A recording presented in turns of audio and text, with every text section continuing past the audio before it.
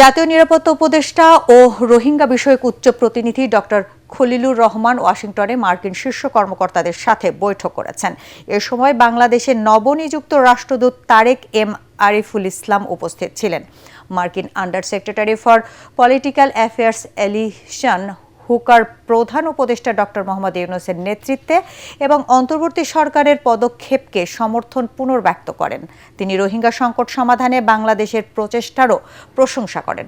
জবাবে ডক্টর খলিলুর রহমান যুক্তরাষ্ট্রের ঘোষিত $60 মিলিয়ন সহায়তার জন্য কৃতজ্ঞতা জানান। খলিলুর রহমান মার্কিন পররাষ্ট্র দফতর ও বাণিজ্য প্রতিনিধির কর্মকর্তাদের সঙ্গেও বৈঠক করেন। তিনি দ্বিপাক্ষিক বাণিজ্য ঘাটতি কমাতে সহযোগিতা চান। যুক্তরাষ্ট্র শুল্ক কমানোর বিষয়ে পূর্ণ বিবেচনার আশ্বাস দিয়েছে। খাগড়াছড়ি পৌর এলাকা ও সদর উপজেলায় 144 ধারা প্রত্যাহার করার সিদ্ধান্ত নিল জেলা প্রশাসন। আজ ভোর 6টা থেকে এই এলাকায় আর 144 ধারা জারি থাকবে না। প্রত্যাহার করা হয়েছে গুইমারা উপজেলায় জারিকৃত 144 ধারাও। ফলে সকাল 6টা থেকে সেখানেও থাকছে না 144 ধারা। রাত 9:15টায় প্রকাশিত এক পরিপত্রে এই আদেশ প্রত্যাহার করেন জেলা প্রশাসক ABM ইফতেখারুল ইসলাম খন্দকার। পরিপত্রে উল্লেখ করা হয়, পৌর এলাকা ও সদর উপজেলায় বর্তমানে আইন শৃঙ্খলা পরিস্থিতি স্বাভাবিক হওয়ায় 144 ধারা প্রত্যাহারের সিদ্ধান্ত নেওয়া হয়েছে। নির্বাচন বানচাল করতেই সংখ্যানুপাতিক বা পিআর পদ্ধতির দাবিতে কিছু দল আন্দোলন করছে বলে অভিযোগ করেছেন বিএনপির স্থায়ী কমিটির সদস্য সালাউদ্দিন আহমেদ। এর ফলে পতিত স্বৈরাচার ফিরে আসার সুযোগ সৃষ্টি হতে পারে বলেও আশঙ্কা তার। এদিকে বিএনপির মুখপাত্র রুহুল কবির রিজভী অভিযোগ করেছেন, প্রশাসন সহ দেশের গুরুত্বপূর্ণ জায়গায় ইসলামপন্থী একটি রাজনৈতিক দলের সমর্থকদের বসানো হচ্ছে। রাজধানীতে আলাদা অনুষ্ঠানে তারা এসব কথা বলেন। ন্যাশনাল ডেমোক্রেটিক পার্টির 36তম প্রতিষ্ঠা বার্ষিকীতে জাতীয় ঐক্যমত প্রতিষ্ঠা, সুষ্ঠু ও গ্রহণযোগ্য নির্বাচন নিয়ে আলোচনা সভায় যোগ দেন সমমনা বিভিন্ন দলের শীর্ষ নেতারা। রাজধানীর ইঞ্জিনিয়ার্স ইনস্টিটিউট মিলনায়তনে অনুষ্ঠানে গণ অধিকার পরিষদের সাধারণ সম্পাদক রাশেদ খান শঙ্কা প্রকাশ করে বলেন, জুলাই সনদের বাস্তবায়ন অন্তর্বর্তী সরকারের আমলে সম্ভব নয়। এই এনসিপির নেতারা এবং বৈষম্য বিরোধী ছাত্র আন্দোলনের নেতারা তারা এই উপদেষ্টাদের নিয়োগকর্তা। সুতরাং নাহিদ ইসলাম যে কথা বলছেন যে কিছু উপদেষ্টার উপরে আস্থা রেখে আমাদের ভুল হয়েছে, ভুলটা আপনারা করেছেন। ভুল গণ অধিকার পরিষদ করে নাই, ভুল বিএনপি করে নাই, অন্য দল করে নাই, ভুল আপনারা করেছেন। বিএনপির স্থায়ী কমিটির সদস্য সালাউদ্দিন আহমেদ বলেন, যারা আওয়ামী লীগের অধীনে প্রহসনের জাতীয় নির্বাচনে অংশগ্রহণ করেছে তারা এখন জামাতের সাথে যুগপৎ আন্দোলনে নেমেছে। যারা আজকে পিআর করছে তাদের উদ্দেশ্য শুধু বলি, যে কয়টা রাজনৈতিক দল নিয়ে আপনারা মাঠে এই সমস্ত বক্তব্য দিচ্ছেন তারা কারা এবং তাদের সাথে আপনারা যা আন্দোলন করছেন প্রকাশ করুন তাদের 2024 সালের 7 জানুয়ারিতে কি ভূমিকা ছিল। সংখ্যানুপাতিক পদ্ধতিতে নির্বাচনের বিরোধিতা করে তিনি বলেন, দেশের 56% মানুষ পিআর বোঝে না। পিআর মানে আমি অনেক সময় বলেছি এটা পার্মানেন্ট রেস্টলেসনেস, এটা স্থায়ীভাবে অস্থিরতা সৃষ্টি করে, অস্থিতিশীলতা সৃষ্টি করে রাষ্ট্রে। পৃথিবীর যে সমস্ত দেশে এটা এক্সপেরিমেন্ট হয়েছে সেই সমস্ত দেশের নজির আপনারা খুব দেখুন। আপনারা খুব সম্প্রতি দেখবেন নেপালের রাজনৈতিক পরিস্থিতি, সেখানেও পিআর বিদ্যমান। কখনো স্থায়ী সরকার ব্যবস্থা থাকে না, স্থিতিশীল সরকার ব্যবস্থা থাকে না। এদিকে আরেক অনুষ্ঠানে বিএনপির সিনিয়র যুগ্ম মহাসচিব রুহুল কবির রিজভী বলেন, নির্বাচন ঘিরে নতুন নতুন ইস্যু তৈরি করে যারা বিভ্রান্তি সৃষ্টি করতে চায় তাদের দেশের মানুষ প্রতিহত করবে। একটি ইসলামপন্থী রাজনৈতিক দলের লোকজনদেরকে খুব কৌশলে নানাভাবে তাদেরকে বসানো হয়েছে। এটা দিয়ে কিন্তু অবাধ সুষ্ঠু নির্বাচন হবে না। জনগণ প্রত্যক্ষ করছে, আমরাও প্রত্যক্ষ করছি কোন কোন গুরুত্বপূর্ণ পদে এই সমস্ত বিশেষ রাজনৈতিক দলের মনোভাবাপন্ন প্রশাসক এবং আমলাদেরকে বসানো হচ্ছে। অ্যাসোসিয়েশন অব ইঞ্জিনিয়ার্স বাংলাদেশ অ্যাবের নবগঠিত কমিটির নেতাদের নিয়ে শহীদ প্রেসিডেন্ট জিয়াউর রহমানের সমাধিতে শ্রদ্ধা জানানো শেষে তিনি এসব কথা বলেন।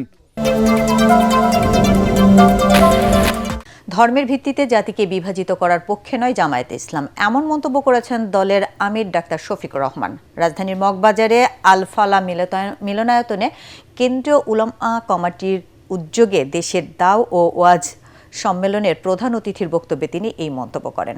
পরস্পরের বিরুদ্ধে দ্বন্দ্ব বিভেদে না জড়িয়ে সকলকে ঐক্যবদ্ধ হওয়ার আহ্বান জানান জামায়াতের আমির। এদিকে ঢাকা রিপোর্টার্স ইউনিটিতে এক গোল টেবিল বৈঠকে ইসলামী আন্দোলন বাংলাদেশের সিনিয়র নায়েবে আমির মুফতি সৈয়দ মোহাম্মদ ফয়জুল করিম অভিযোগ করেন, কেউ কেউ ক্ষমতায় আসার জন্য ইসলামের বিরুদ্ধে কথা বলছে। দাও ও ওয়াইজ সম্মেলনে অংশ নিতে রাজধানীর মগবাজার আলফালা মিলনায়তনে মিলিত হন দেশের নানা প্রান্ত থেকে আসা আলেম সমাজের প্রতিনিধিরা। সারা দেশের ৫ শতাধিক আলেম ওলামাদের এ সম্মেলনে উপস্থিত ছিলেন জামায়াতের আমির ডাক্তার শফিকুর রহমান ও দলটির শীর্ষ পর্যায়ের নেতারা। মাথা নোয়ানোর মানে হচ্ছে আল্লাহ তাআলার দরবারে বিনয়ী হওয়া। এ সময় জামায়াতের আমির দেশকে এগিয়ে নিতে পরস্পরের বিরুদ্ধে দ্বন্দ্বে না লিপ্ত হয়ে সকলকে ঐক্যবদ্ধ হবার আহ্বান জানান। জাতি একটা ইস্পাত কঠিন ওয়াক্য দেখতে চায়। জাতি চায় যে ইসলামের মৌলিক বিষয়ে, জাতীয় জীবনে প্রয়োজনীয় বিষয়ে উলামায়ে কেরাম ঐক্যবদ্ধ থাকবেন। ডাক্তার শফিকুর রহমান আরও বলেন, আলেমরা শুধু মসজিদের নেতৃত্ব নয়, জাতিরও নেতৃত্ব দেবে। যখন কোনো জাতি সংকটে পড়ে তখন সেই জাতিকে ওই জাতির আলেম বা শিক্ষিত লোকদের দায়িত্ব হচ্ছে তারা পথ দেখাবেন, তারা হবেন জাতির রাহবার। এই সংকটে কোরআন এবং সুন্নাহর আলোকে উলামায়ে কেরাম যদি জাতিকে পথ দেখান, আশা করা যায় যে জাতি পথ পাবে এবং উপকৃত হবে। এদিকে ঢাকা রিপোর্টার্স ইউনিটিতে আগামীর বাংলাদেশ শীর্ষক গোল টেবিল বৈঠকে প্রধান অতিথির বক্তব্যে ইসলামী আন্দোলনের সিনিয়র নায়েবে আমির মুফতি সৈয়দ ফয়জুল করিম বলেন, ৭১ পরবর্তী যারাই এ দেশ শাসন করেছে তারা কেউই ইসলামের পক্ষে কাজ করেনি। প্রত্যেক শাসকের চিন্তা ছিল ভিন্ন চিন্তা। ইসলামকে স্টাবলিশ করা কোনো চিন্তা কার মধ্যে ছিল না, পড়ার মধ্যে ছিল না, আলোচনার মধ্যে ছিল না, শাসকদের কাজের মধ্যে ছিল না, আমাদের কারোর মধ্যে ছিল না এটা যে সংখ্যাগরিষ্ঠ মুসলমানরা এ দেশকে স্বাধীন করেছে ইসলামের জন্য, কাজে ইসলামকে স্টাবলিশ করা উচিত, ইসলামকে বাস্তবায়ন করা উচিত, এই চিন্তা আমাদের অনেকের মধ্যে ছিল। আওয়ামী লীগ যে নীতিতে দেশ পরিচালনা করছে, বিএনপিও সেই নীতিতে দেশ পরিচালনা করতে চায় বলেও জানান ইসলামী আন্দোলনের নেতারা। বসুন্ধরা টিস্যু, অশুদ্ধতার বিরুদ্ধে এক বিন্দুও ছাড় নয়। আওয়ামী লীগের মতো অন্তর্বর্তী সরকারও প্রহসনের নির্বাচন আয়োজন করতে যাচ্ছে বলে মন্তব্য করেছেন জাতীয় পার্টির চেয়ারম্যান জি এম কাদের। মহিলা পার্টির মতবিনিময় সভায় তিনি আরও বলেন, শেখ হাসিনা নানা পরিস্থিতি তৈরি করে রাজনৈতিক দল ও ভোটারদের নির্বাচনের বাইরে রাখত। এবার নির্বাহী আদেশে একই কাজ করছে অন্তর্বর্তী সরকারও। জামায়াত ও এনসিপি জাপাকে নির্বাচনের বাইরে রাখতে চাইলেও বিশেষ কারণে বিএনপি জাপাকে নির্বাচনে চায় বলে জানান জি এম কাদের। নির্বাচনকে সামনে রেখে মহিলা পার্টিকে পুনর্গঠন করতে এই মতবিনিময় সভার আয়োজন। এতে জামাত ও এনসিপিকে সরকারি দল এবং বিএনপিকে আধা সরকারি দল আখ্যা দিয়ে পার্টির চেয়ারম্যান জি এম কাদের বলেন, শেখ হাসিনার সময় নির্বাচন হতো আমি আর ডামি, এখন নির্বাচন হবে সরকারি আর আধা সরকারি দলের প্রার্থীদের। শেখ হাসিনা ছিল দলের লোকের সঙ্গে দলের লোকের প্রতি, এখানে সরকারি দলের সঙ্গে আধা সরকারি দলের কম্পিটিশন। প্রতিপক্ষ সেভাবে আমরা দেখছি না। এটা নির্বাচনের নামে একটা প্রহসন হবে, কিছুটা হলেও শেখ হাসিনার মতো একেবারে পূর্ব নির্ধারিত দল সম্ভাবনা আছে। বিএনপি নিজেদের স্বার্থে জাপাকে নির্বাচনে চায় বলে মন্তব্য করেন তিনি। বিএনপির সমস্যা হয়ে গেছে যে সরকারি দলের সঙ্গে আধা সরকারি দল, সেখানে সরকারি দল যদি পার্টিসিপেট না করে শুধু আধা সরকারি দল দিয়ে তো নির্বাচন হবে না। সেই কারণেই জাতীয় পার্টির একটা ভূমিকা রাখার প্রশ্ন দেখা দিয়েছে। আধা সরকারি দল বিএনপি এটা থেকে বেরিয়ে আসার জন্য তারা মনে করছেন যে একতরফা নির্বাচনটাকে যদি না করতে হয় তাহলে আমাদেরকে হয়তো জাতীয় পার্টিকে আনতে হবে। এ সময় ধর্মীয় ও সাম্প্রদায়িক রাজনীতি থেকে নারীদের সাবধান থাকার আহ্বান জানান জি এম কাদের। আমাদের দেশের সাম্প্রদায়িক দল চাপিয়ে দেওয়া মানে আমি মনে করি যে একটা যে পোশাক আমাদের জন্য সুটেবল নয় সেই পোশাকে জোর করে আমাদেরকে পরিয়ে দেওয়া। মহিলারা ঘরে ঘরে গিয়ে বলবেন, কখনো এই চক্রে পড়বেন না। এই চক্রে গিয়ে আপনারা ঘরের ভিতরে গৃহপালিত জন্তুর মতো জীবনযাপন করতে হবে। জোর করে সংস্কার চাপিয়ে দেওয়া হলে জাপা তা মানবে না জানিয়ে একতরফা নির্বাচন হলে জাতীয় পার্টি অংশ নেবে না বলেও হুঁশিয়ারি দেন দলটির চেয়ারম্যান। এইরকম সাজানো একতরফা নির্বাচনে আমরা যাব কি যাব না। নারী কমিশনের সুপারিশ বাস্তবায়ন না হওয়াকে দুঃখজনক বলেছেন জাতীয় ঐক্যমত্য কমিশনের সদস্য ডক্টর বদিউল আলম মজুমদার। জাতীয় কন্যা শিশু দিবস উপলক্ষে জাতীয় প্রেস ক্লাবে সংবাদ সম্মেলনে কথা বলেন তিনি। এ সময় জুলাইয়ের আকাঙ্ক্ষা বাস্তবায়নে কন্যা শিশুর সুরক্ষার বিষয়টিকে সব রাজনৈতিক দলের নির্বাচনী ইস্তেহারে অন্তর্ভুক্ত করার দাবি জানান debate for democracy chairman Hasan Ahmed Chowdhury Kiron. জাতীয় কন্যা শিশু অ্যাডভোকেসি ফোরাম আয়োজিত সংবাদ সম্মেলনে কন্যা শিশু পরিস্থিতি পর্যবেক্ষণ রিপোর্ট উপস্থাপন করেন সংগঠনটির জাতীয় সমন্বয়ক সৈয়দা আহসানা জামান এনি। কন্যা শিশু বা নারী নির্যাতনের বিষয় থানায় রিপোর্টিং বা পত্রিকায় বেশিরভাগ ক্ষেত্রে তখনই প্রকাশিত হয় যখন নির্যাতনের কারণে কন্যা শিশু এবং নারীর মৃত্যু বা অঙ্গহানি হয়। পরে জাতীয় কন্যা শিশু অ্যাডভোকেসি ফোরামের সভাপতি ডক্টর বদিউল আলম মজুমদার বলেন, নারী বৈষম্যের দায় এড়াতে পারে না পুরুষতান্ত্রিক সমাজ ও রাষ্ট্র ব্যবস্থা। নারীর রাজনৈতিক ক্ষমতায়নের বিষয়ে কিছু বিষয়ে আমরা একমত হয়েছি, যেগুলো খুব একটা সন্তোষজনক নয়। আমাদের নারীর যে ন্যায্য রাজনৈতিক অধিকার পরাজিত হয়েছে, সেই আলোচনায় জয়ী হয়েছে পুরুষতন্ত্র।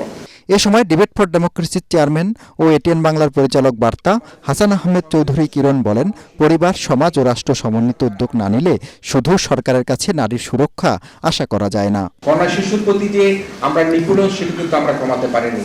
কন্যা শিশুকে তার ট্রমাটাইজ অবস্থা আত্মহত্যা করার প্রবণতাকে আমরা সেখানে নিয়ে আসতে পারিনি। জুলাই কন্যারা সবচেয়ে বেশি অগ্রগণী ভূমিকা পালন করেছে। এই ঢাকা বিশ্ববিদ্যালয়ের মেয়েদের হল কারা ভেঙে বেরিয়েছে, জুলাই কন্যারা। তাদের প্রতি যদি সম্মান রাখা সম্ভব না হয়, আমরা তাহলে আমাদের জুলাই আকাঙ্ক্ষাকে বাস্তবায়ন করতে পারবো না। যারা আগামীতে নির্বাচনে অংশগ্রহণ করতে যাচ্ছেন, তারা তাদের নির্বাচনী ম্যানিফেস্টোে যদি কন্যা শিশু সুরক্ষার জন্য তারা তাদের ম্যানিফেস্টো উল্লেখ করেন, তাহলে আমি মনে করি আজকে যারা কন্যার মারা রয়েছেন, বাবারা রয়েছেন, সমাজে যারা রয়েছেন, পরিবারে যারা রয়েছেন, তারা তাদের সেই রাজনৈতিক দলগুলোর প্রতি তাদের দুর্বলতা বাড়তে পারে। প্ল্যান ইন্টারন্যাশনাল বাংলাদেশের পরিচালক নিশাত সুলতানার মতে, পুরুষতান্ত্রিক মানসিকতা বারবার নারীর কণ্ঠ চেপে ধরছে। 2002 সাল থেকে শুরু হয়েছে কন্যা শিশু দিবস উদযাপন। আজ আমরা 2025 সাল, অর্থাৎ একটি প্রজন্ম কিন্তু কন্যা শিশু থেকে আজকে নারী হয়ে গেছে। কিন্তু এখনো আমরা বলছি কন্যা শিশুর নিরাপত্তার কথা। কন্যা শিশুদের জন্য আমরা সেই পরিবেশ দিতে পারিনি এবং আমাদের সেই পুরুষতন্ত্র আমাদের বারবার আমাদের গলা রোধ করছে। বক্তারা বলেন, গত বছরের জানুয়ারি থেকে আগস্টে 20 জন কন্যা শিশু রহস্যজনকভাবে মারা গেছে। এই বছর একই সময়ে এই সংখ্যাটি দাঁড়িয়েছে 50 জনে। দ্রুত বিচার ও কঠোর শাস্তি নিশ্চিত করা গেলে অপরাধীর সংখ্যা কমতো বলে অভিমত তাদের। শ্রদ্ধার ভালোবাসায় চিরবিদায় জানানো হলো ভাষা সংগ্রামী কবি আহমদ রফিককে। কেন্দ্রীয় শহীদ মিনারে তাকে শেষ বিদায় জানাতে জড়ো হন সর্বস্তরের মানুষ। আহমদ রফিকের মৃত্যু সংস্কৃতি অঙ্গনে অপূরণীয় ক্ষতি বলছেন তার গুণগ্রাহীরা। পরের শেষ ইচ্ছে অনুযায়ী ইব্রাহিম মেডিকেল কলেজ হাসপাতালে আহমদ রফিকের মরদেহ দান করা হয়। ন্যায়, সত্য ও মানুষের অধিকার প্রতিষ্ঠার স্বপ্ন নিয়ে আহমদ রফিক লিখেছিলেন, স্বদেশ এখন মানচিত্রে আঁকা, সুশ্রী রঙিন পতাকায় লেখা। তবুও খুঁজে ফিরি সবার স্বদেশ, জানি না সে চাওয়া কবে হবে শেষ। স্বপ্ন কতটা বাস্তব হলো সেই আকুতি রেখেই চিরবিদায় নিলেন এই ভাষা সংগ্রামী। যে 4 জনের হাত ধরে ঢাকা বিশ্ববিদ্যালয় প্রাঙ্গণে শহীদ মিনার গড়া হয়, তার একজন ছিলেন ভাষা সংগ্রামী কবি রফিক। বিদায় ক্ষণে শেষ শ্রদ্ধা জানাতে এখানেই আনা হয় তাঁর মরদেহ। বাংলাদেশের অভ্যুদয় বাংলাদেশকে একটা উচ্চ জায়গায় নিয়ে যাওয়ার সম্ভাবনা তৈরি করেছে, যেগুলো আমরা অনেক সময় শনাক্ত করি না। তিনি কিন্তু সমগ্র বাংলা সাহিত্যকে, সংস্কৃতিকে প্রভাবিত করেছেন। সাহিত্য সাধনার মধ্য দিয়ে সমাজে পরিবর্তন আনতে চান আহমদ রফিক তার একজন উজ্জ্বল দৃষ্টান্ত। তার প্রতি আমাদের ঋণ থাকবে, এই ঋণ আমাদেরকে স্বীকার করতে হবে। সম্পর্কে জানা, এটা আমাদের আপনাদের মাধ্যমে, সবার মাধ্যমে দায়িত্ব। বাংলা একাডেমি পুরস্কার 21 পদক পেয়েছেন ঠিকই, কিন্তু এখনো স্বাধীনতা পদক তিনি পাননি। আমি সরকারের কাছে অনুরোধ করব যে তাকে যেন স্বাধীনতা পদকটি দেওয়া হয়। কবির প্রতি ভালোবাসা জানাতে ছুটে আসেন রাজনীতিবিদ, শিক্ষাবিদ, লেখক ও গবেষক সহ তার অনুরাগীরা। তারা বলেন, সংস্কৃতি জগতের বটবৃক্ষ হারালো বাংলাদেশ। ভাষার সৈনিক, অনন্য সাহসী ভূমিকার জন্য তিনি চিরস্মরণীয় হয়ে থাকবেন। তার ঐতিহাসিক অবদানকে আমরা স্বীকৃতি দেই, এই জাতি স্বীকৃতি দেয়। তার কর্মের মধ্য দিয়ে তিনি জীবিত থাকবেন। আমি তার আত্মার মাগফিরাত কামনা করি। ব্যক্তিগতভাবে তার আত্মার মাগফিরাত কামনা করছি এবং আমি আশা করি যে তার কাজগুলো টিকে থাকবে আরো হাজার হাজার বছর ধরে। আহমদ রফিকের লিখিত ও সম্পাদিত গ্রন্থের সংখ্যা 100-রও বেশি। অনবদ্য নানা সৃষ্টির জন্য 21 পদক, বাংলা একাডেমি পুরস্কার সহ বহু পুরস্কার ও পদক পেয়েছেন তিনি। এই ভাষা সংগ্রামীর সব সৃষ্টি আহমদ রফিক ফাউন্ডেশনে রাখা হবে বলে জানিয়েছে তাঁর পরিবার। আমি খুব দুশ্চিন্তায় ছিলাম যে উনাকে আমি কোথায় কবর দিব। তখন শুনলাম যে ডিপার্টমেন্টের কাছ থেকে যে উনি দেহ দান করে গেছেন, উনি ইনস্ট্রাকশন দিয়ে গেছেন ওনাকে নিয়ে কি করতে হবে। ব্যক্তিজীবনে নিঃসন্তান আহমদ রফিক, স্ত্রীও মারা গেছেন 2006 সালে। শেষ ইচ্ছে অনুযায়ী মার্ক্সবাদী আদর্শে বিশ্বাসী আহমদ রফিকের মরদেহ শোক র্যালি নিয়ে হস্তান্তর করা হয় বারডেম মেডিকেল কলেজ হাসপাতাল কর্তৃপক্ষকে।